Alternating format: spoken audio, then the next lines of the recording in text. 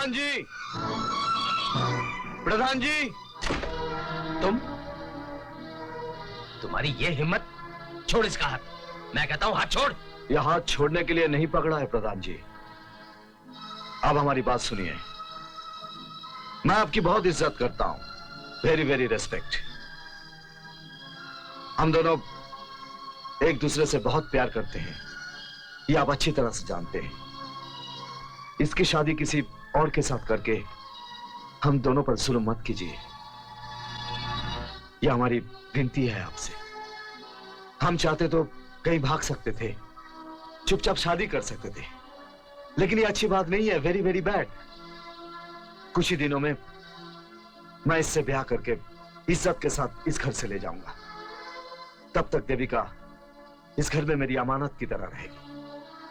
अगर इसका हाथ आपने किसी और के हाथ सौंप दिया तो मैं तो इस दुनिया से जाऊंगा ही, लेकिन जाते जाते बहुत खून खराबा करके जाऊंगा।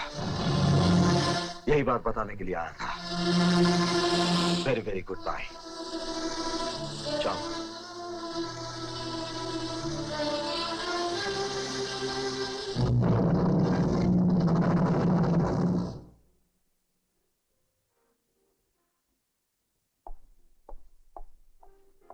वेरी वेरी सॉरी साहब, चलिए शाम हो जाएगी तो मजा नहीं आएगा। अरे शाम का ही तो इंतजार कर रहा हूं बलराम, बैठो यार। जी। अरे बैठो यार। ये लो, ये पैसे रख लो। इतने सारे पैसे? तुम रख लो यार। साहब मेरी फीस सिर्फ 200 रुपए है, ये बहुत ज्यादा है। Very very much. तुम्हारे पास जो चीज देखी है उसके लिए तो ये कुछ भी नहीं है। मैं समझा नहीं साहब। अरे भाई, मैं उस लड़की की बात कर रहा हूं जो अभी अभी तुमसे यहां मिलने आई थी। उसको देखकर मेरी तबीयत मचल गई। क्या नशीली जवानी है। बस एक रात के लिए उसे मेरे कमरे में भेज दो बलराम।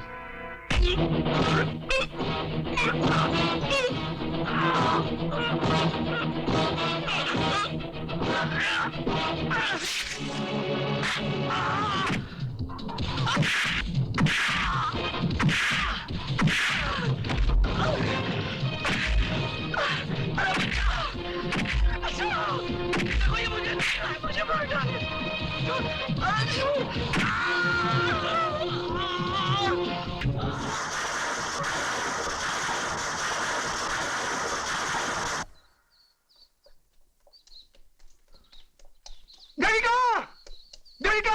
अरे क्या हुआ? क्या हुआ किशन? इतना हाफ क्यों रहा है? बलराम ने खून कर दिया। खून कर दिया? किसका? एक मुंबई से सेठ आए थे, उसका। नहीं नहीं, बलराम खून नहीं कर सकता। खून बलराम नहीं किया, वो सेठ के पैसे लेकर भाग रहा था, वो भी 20,000। और जब सेठ ने शोर मचाया तो बलराम उसके पेट में भाला घुसेड़ दिया। पुलिस उसे पकड़ कर ले गई। नहीं, बलराम ऐसा नहीं कर सकता। बलराम ऐसा नहीं है, वो ऐसा नहीं है। बेटी, ऐसे लोगों का ना कोई धर्म होता है ना ईमान, इसलिए मैं तुम्हें रोकता था। लेकिन तुम उसके प्यार में इतनी पागल हो गई थी कि अपने बाप को अपना दुश्मन समझने लगी। ये तो अच्छा हुआ कि उसकी असलियत जल्द सामने आ गई। कोई असलियत सामने नहीं आई, ये झूठ है। बलराम ऐसा नहीं है, वो ऐसा नहीं है। देविका,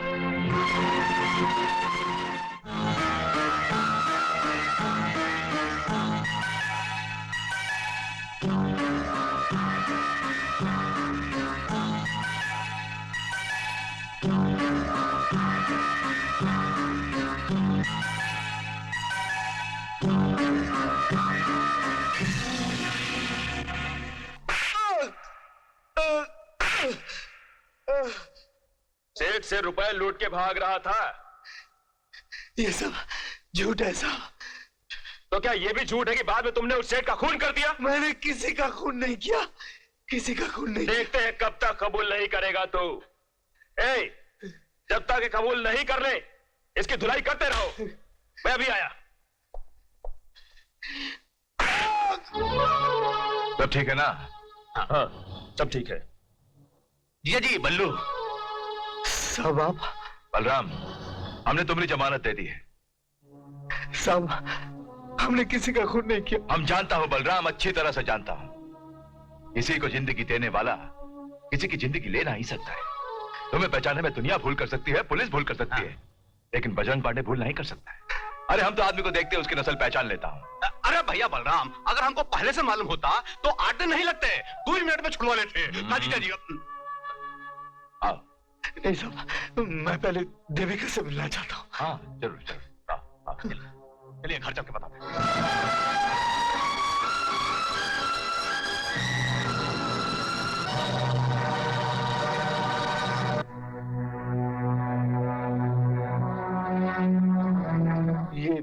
ये लोग कौन? ये लोग तो शहर चले गए। कब? 5 रोज हुए हैं। सुना है उसके मामा ने कोई लड़का देख रखा था उसके लिए, और अब तक तो उसकी शादी भी हो गई होगी। नहीं। और नहीं तो क्या, तेरा इंतजार करती कि बलराम जेल से आएगा और शादी करेगा? जा जा, भूल जा उसे और हंसी खुशी जिंदगी बिताने दे उसे।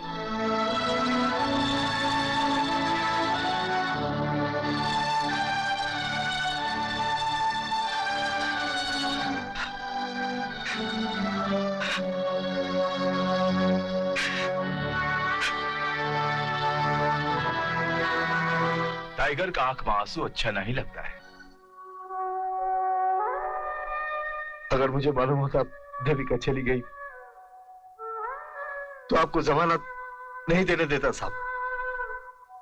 खून के इल्जाम में फांसी चढ़ जाता। जी कर क्या करता? अब इस दुनिया में मेरे लिए रखा ही क्या है? तो आओ हमारे साथ, हम तुमको अपनी नई दुनिया में ले चलता। आओ।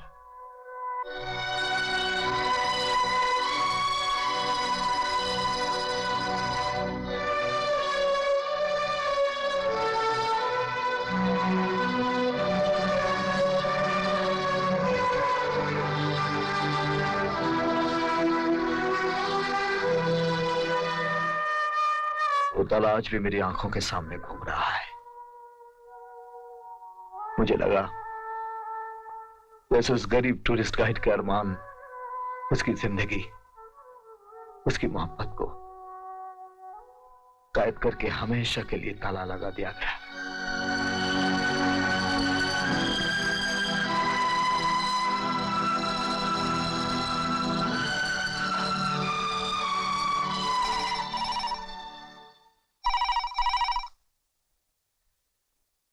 हेलो, कौन? बल्लू टाइगर बोलते हैं ना? हम लल्लन झा बोल रहा हूँ, बजरंग पांडे का साला। पूछे? Thank you thank you. बहुत बड़ा खुशी का बात है बल्लू कि हमरे जीजा जी जमानत पे छूट के घर आ गए हैं। हाँ, अरे भगवान का बहुत बड़ा कृपा हुआ भैया, वरना वो एसीपी तो पक्का इरादा कर लिए थे कि हमरा जीजा जी की दोनों टांगे और बायां हाथ काट के दाएं हाथ में कटोरा थमा दे। लेकिन वो जानते नहीं है ना कि वो जमाना गया जब जीजा जी भीख मांगा करते थे। क्या बकते हो मामा? पोपट हो गए हो क्या? लो, मिर्ची तो खुद खाते हैं और हमको पोपट बोलते हैं। लीजिए, बनवा लीजिए, बात कीजिए। हेलो, वंडरफुल बल्लू, वंडरफुल। अरे भाई क्या काम किए हो? अरे भाई इसलिए तो हमने तुम्हारा नाम टाइगर रखा है। अगर हमरे सामने होते ना तो हम तुम्हारा मुंह चूम लेते। ये लो। सुनो बल्लू भाई, तुमने तो अपना काम बरोबर किया था, मगर उस साला एसीपी की जान जो है ना, बड़ी जिद्दी और बेशरम जान है। आसानी से एसीपी की बॉडी छोड़ती नहीं है। अगर तुम बिल्कुल फिक्र मत करो, छोड़ देगी, बहुत जल्द छोड़ देगी बॉडी। सुनो बल्लू, अस्पताल में जो डॉक्टर एसीपी की दवा दारू कर रहा है ना, उसके परिवार को पकड़ के हमने अपने गोदाम में बंद कर रखा है। अब वो ये करेगा जो हम चाहेंगे। जो काम तुम्हारी गोली का जहर नहीं कर सका ना, डॉक्टर का जहर का इंजेक्शन करेगा।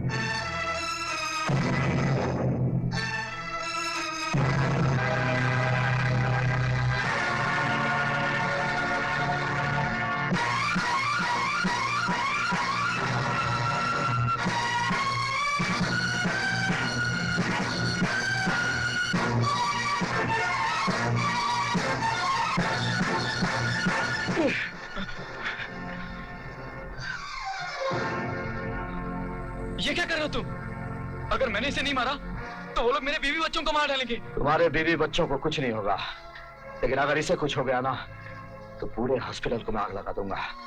घर जाओ, तुम्हारे बीवी बच्चे तुम्हें मिल जाएंगे, ये मेरी जिम्मेदारी है।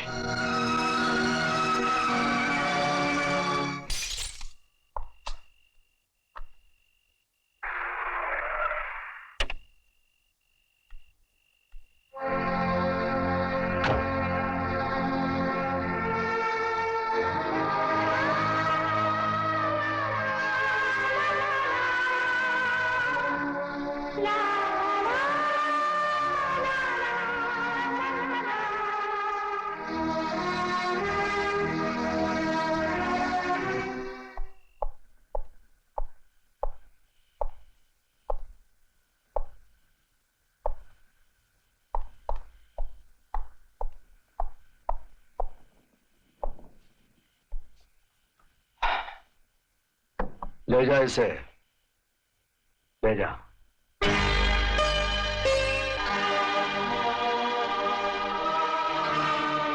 आज नहीं पियोगे? कभी नहीं पीऊंगा। क्यों?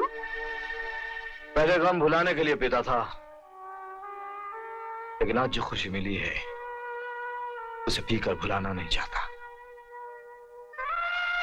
मधु, इन हाथों ने बहुत सारे खून किए हैं और हर खून के बदले मुझे ढेरों नोट मिले हैं, लेकिन इतनी खुशी नहीं मिली जितनी किसी को नई जिंदगी देने में मिलती है। ऐसा पब्लिक नहीं बोलती, बल्लू बोलता है। बल्लू, तुम कितने अजीब इंसान हो। तुम्हें समझने के लिए दिल चाहिए, एहसास चाहिए, और मुझे खुशी है कि मैंने तुम्हें समझा और अचानक ये एहसास हुआ कि मैं तुम्हें चाहने लगी।